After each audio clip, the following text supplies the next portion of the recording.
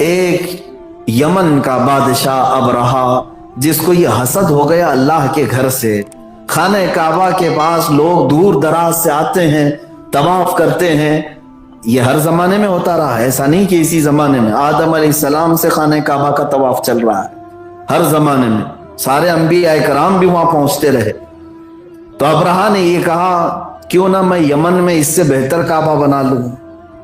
وہ جا کر کے یمن میں بہت خوبصورت اچھی عمارت بنایا اور اس کو کعبے کا نام دیا، اور اس نے لوگوں کو بلایا کہ اب مکہ والے کعبہ میں جانے کی بجائے یمن والے کعبے میں آؤ۔ حسد کی بنیاد پر اس نے ایک دوسرا کعبہ بنا ڈالا۔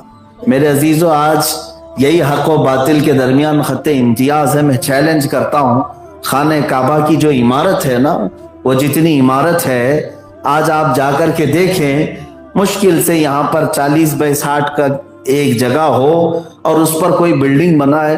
میرے اندازے کے مطابق ہمارے ہاں بلڈنگ بنانے میں جتنا خرچہ آتا ہے اس سے بھی کم خرچہ آئے گا ایک 4 کونے والی عمارت بنانے میں۔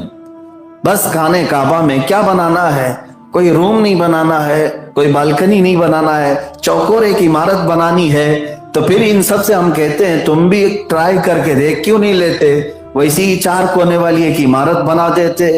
چند لاکھ روپے ہی کا تو خرچہ ہے، لیکن کوئی بنا نہیں سکا۔ میرے عزیزو، حق و باطل کے درمیان خط امتیاز یہی ہے، بلڈنگیں ویسی لاکھوں بنائی جا سکتی ہیں، لیکن لوگوں کے دلوں کو کون اس طرف کھینچ سکتا ہے؟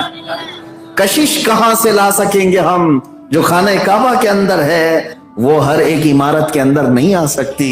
ابرہا نے بنا تو لیا یمن میں، اور لوگوں کو دعوت بھی دی پیسے دے کر کے، کھانے پر بہت سارے لوگ گئے۔ مکہ کا ایک شخص بھی وہاں گیا۔ ظاہر سی بات ہے قریش اور مکہ والے خانہ کعبہ سے بے انتہا محبت کرتے رہے ہر زمانے میں، اس کے لیے انہوں نے جانیں بھی نچھاور کر دی۔ اس شخص کو اتنی تکلیف ہوئی یہ سن کر کے کہ مکہ کے علاوہ دوسری جگہ کعبہ کیسے ہو سکتا ہے۔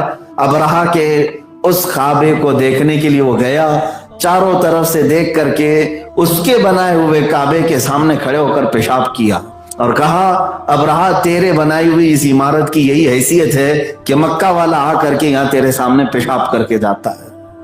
اس نے اس کی توہین کی، اس کی توہین ایسی، بادشاہ نے اسے ختم بھی کیا۔ اور عمارت کی جب کہ کوئی پیشاب کر کے جائے تو پھر بچا کیا اس کا؟ بادشاہ اتنے غصے میں آیا کہ مکہ والا ایک شخص آ کر کے میرے بنائی ہوئی عمارت کے سامنے پیشاب کر کے چلا گیا، جس کو میں دنیا کی سب سے مقدس عمارت بنا رہا تھا۔ تو اس غصے کے مارے وہ ایک ہاتھیوں کا لشکر لے کر اس خانہ کعبہ کو ڈھانے کے لیے آیا کہ اب اس کعبہ کو میں نہیں چھوڑوں گا جو مکہ والوں کے بیچ میں ہے۔ انہیں اس بدبخت کو یہ نہیں معلوم تھا کہ یہ کعبہ مکہ والوں کی تحویل میں نہیں ہے، یہ خانہ کعبہ براہ راست اللہ رب العزت کی حفاظت میں ہے۔ وہ آیا تو صحیح، بہت بڑے ہاتھیوں کا لشکر لے کر کے آیا، مینا کی سرزمین کے پاس اس نے پڑاؤ ڈالا۔ وہاں سے پلاننگ کرتے ہوئے پہلے پورے مکہ کے جو بڑے بڑے لوگ تھے ان کا مال لوٹ لیا، ظلم کے ذریعے سے پہلے مال لوٹا۔ ہر زمانے میں باطل قوتیں یہی کرتی ہیں، پہلے ان کو اکنومیکل پوری طور پر کنگال کر دیا جائے، ان کے پاس کوئی چیز نہ رہے لڑنے کی، انہیں بنیادی چیزوں سے معذور کر دیا جائے۔ سپر پاور نام سے آج جو ملک پہچانے جاتے ہیں پوری دنیا میں، چاہے وہ امریکہ ہو یا رشیا ہو، ان کے اندر بھی اتنی ہمت نہیں ہوتی کسی کے ہاں ڈائریکٹ جانے کی اور حملہ کرنے کی، بلکہ عراق جیسے چھوٹے ملک کو 10 سال تک پابندی لگاتے ہیں کہ یہاں پر کوئی بھی دوائیاں پہنچنی نہ پائیں، کوئی ان کو بنیادی ضرورتیں پہنچنے نہ پائیں۔ جب یہ پوری طرح سے نڈھال ہو جائے تب جا کر کے حملہ کرتے ہیں۔ یہ باطل جماعت کا ہر زمانے میں شیوا رہا ہے، ہر زمانے میں یہی ان کی یہ پالیسی رہی ہے کہ مارنے سے پہلے ان کو پوری طرح سے کنگال کر دیا جائے۔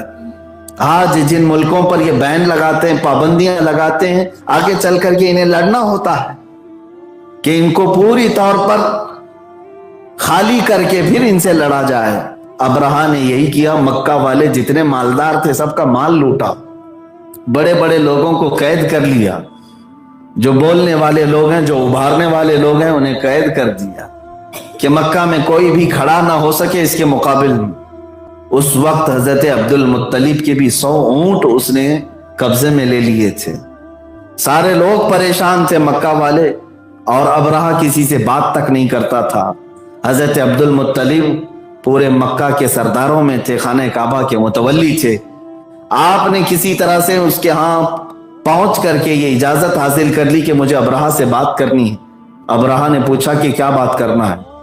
حضرت عبد المطلب چونکہ پورے مکہ کے سردار تھے، اس نے یہی سوچا کہ یہ آئے ہوں گے مجھ سے منت سماجت کریں گے کہ جنگ نہ کرو، خانہ کعبہ کو نہ ڈھاؤ۔ اس نے اجازت دی اپنے پاس آنے کی۔ حضرت عبد المطلب نہایت ہی اپنے عزت و وقار کے ساتھ حاضر ہوئے اور کہا میں آپ کے پاس آیا ہوں، میرے 100 اونٹ جو تو نے قبضہ کیے ہیں وہ مجھے واپس کر دے۔ ابرہہ نے کہا کہ تجھ جیسے آدمی کو کون سردار بنایا ہے؟ مکہ کے اور خانہ کعبہ کا سردار تجھے بنایا؟ میں کس لیے آیا ہوں تجھے پتا ہے؟ کہا ہاں مجھے پتا ہے، تو خانہ کعبہ کو ڈھانے کے لیے آیا، حملہ کرنے کے لیے آیا، مکہ کو تباہ و برباد کرنے کے لیے آیا ہے۔ تو پھر ابرہہ نے کہا سردار تو ہے، تو پہلے یہ ریکویسٹ کرتا کہ مکہ پر حملہ نہ کریں، تو اپنے اونٹوں کی بات کرنے آیا۔ حضرت عبد المطلب نے فرمایا کہ ابرہہ اونٹوں کا مالک میں ہوں، وہ میری ملکیت میں ہے، خانہ کعبہ کا مالک جو ہے وہ تجھے دیکھ لے گا۔ حق و باطل کے درمیان یہی خط امتیاز ہے، اللہ کی ذات پر توکل اور یقین آخر وقت تک۔ ابرہہ نے انہیں ان کے اونٹ واپس کیا اور واپس چلے گئے۔